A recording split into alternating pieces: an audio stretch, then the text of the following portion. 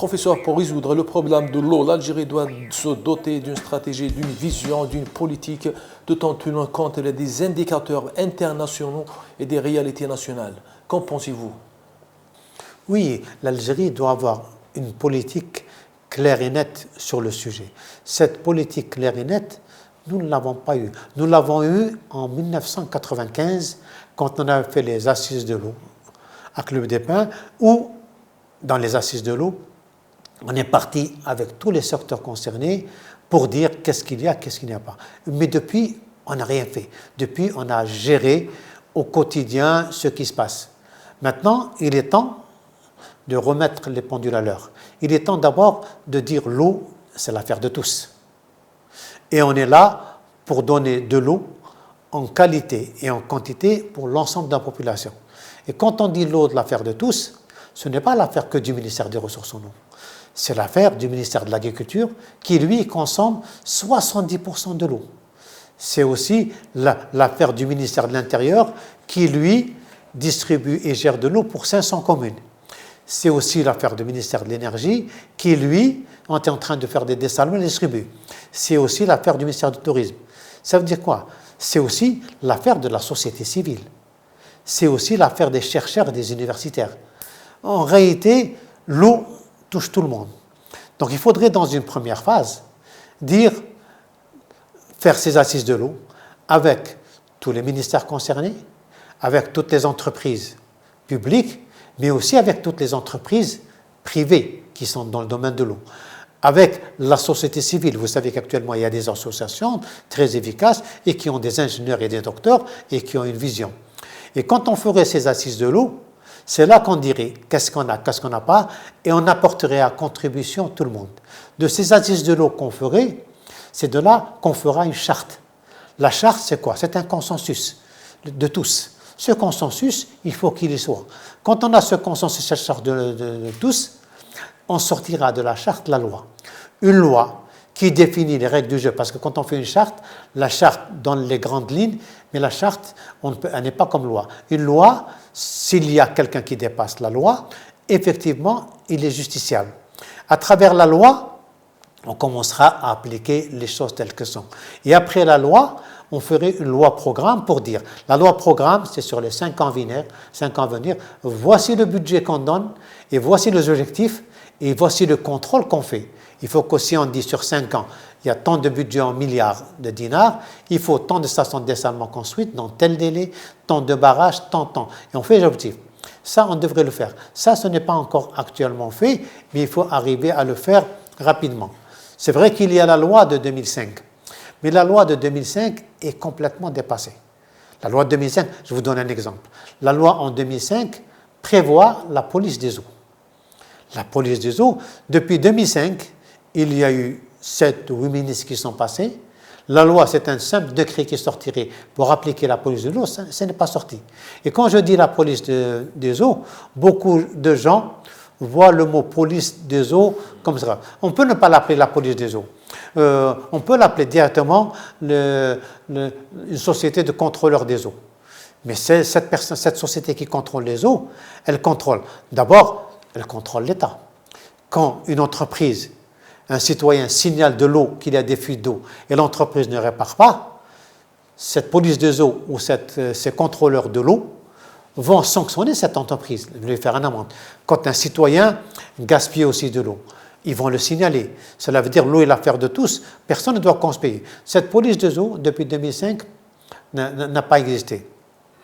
Ensuite, il y avait une autorité de régulation de l'eau. Mais cette autorité, elle a existé sur papier, mais ensuite, en pratique, elle n'a jamais existé. Cette haute autorité, et elle dépendait du ministère des Ressources en eau. Une autorité ne doit pas dépendre du ministre de l'eau. Une autorité, le ministre de l'eau subit les décisions de cette autorité-là. Cette autorité de l'eau, en réalité, elle existait, mais ça n'a jamais fonctionné. Bien entendu aussi, le partage de l'eau entre les différents ministères. Et là, ce n'est pas encore arrivé. C'est pour ça que les décisions prises lors du Conseil des ministres du 25 juillet 2021, où le président de la République, Abdelmadjid Tebboune, a pris des décisions très courageuse pour l'avenir. Parmi ces décisions qu'il a prises, il a dit nous devons faire une politique des eaux pour le futur, mais une politique des eaux scientifique. Cela veut dire que jusqu'à maintenant, les politiques de l'eau qui ont été faites très rapidement sans rien. Une politique des eaux, elle est faite scientifique, tenant compte d'un certain nombre de paramètres. Première chose qu'il a été faite. 10. Deuxième chose, décision qu'il avait prise, il a dit maintenant, nous allons aller vers le dessalement, on y est obligé. Dans le futur, nous allons mettre le paquet et les moyens. Et dans le futur, il est prévu au moins 360 dessalements à 300 000 m3 par jour, lors de 1 milliard de mètres cubes par jour de dessalement. Ça, c'est une décision très importante.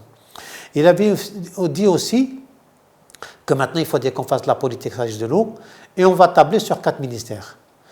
Les 4 ministères, c'est le ministère de la Défense nationale, le ministère des Ressources en eau, le ministère de l'Agriculture et le ministère de l'Énergie. C'est vrai que le ministère de la Défense n'a été associé parce qu'il faut dire la réalité. En Algérie, il y a des ministères qui travaillent, mais à chaque fois qu'il y a une grande catastrophe, il n'y a que l'armée nationale populaire, l'ANP, qui a prouvé cette situation.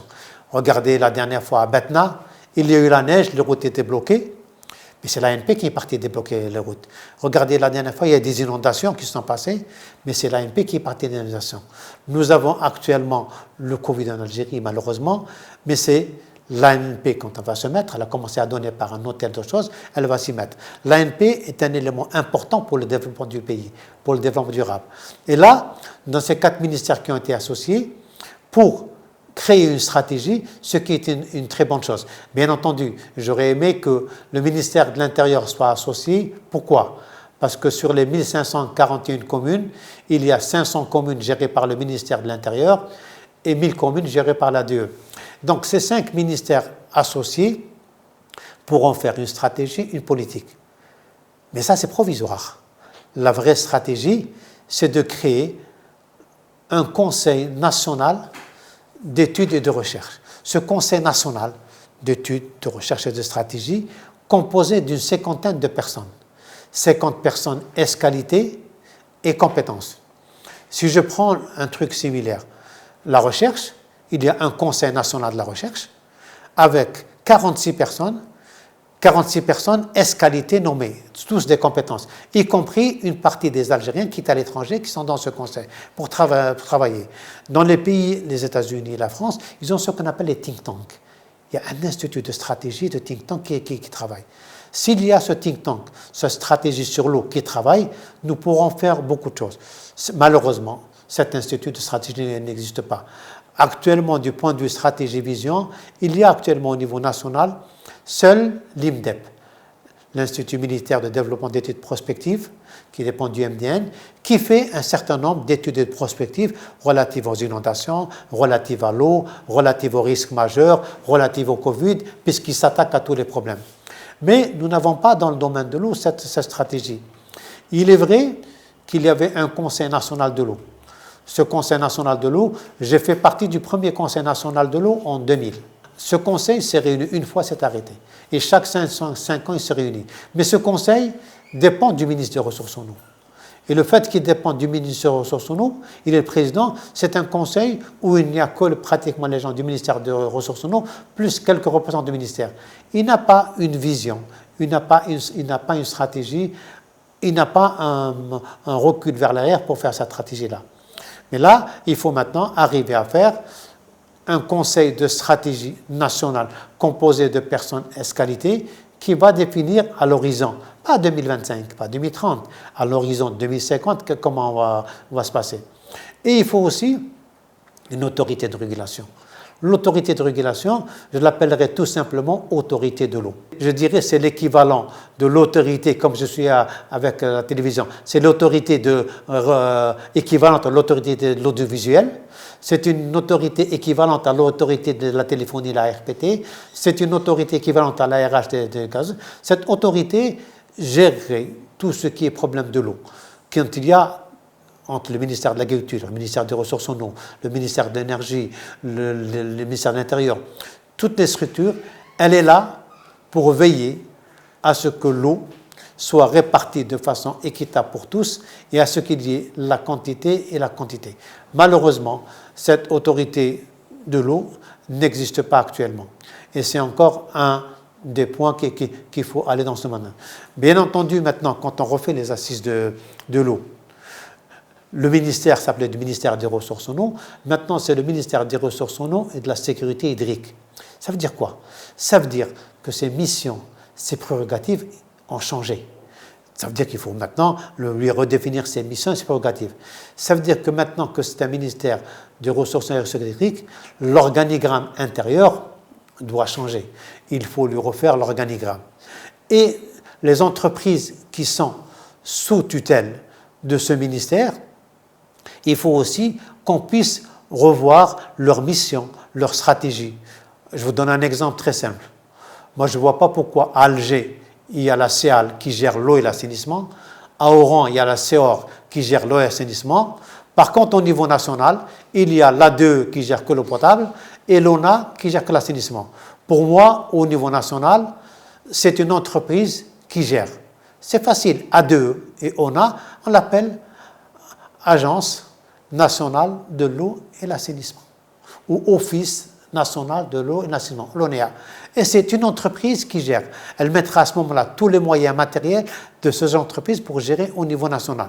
Bien sûr, je ne parle pas de l'AGIR et de la NRH. L'AGIR qui a comme mission de faire l'information, la sensibilisation, la communication dans cette mission-là qui était faite par les ABH. Mais depuis qu'il y a l'AGIR, ces missions ne sont pas bien faites.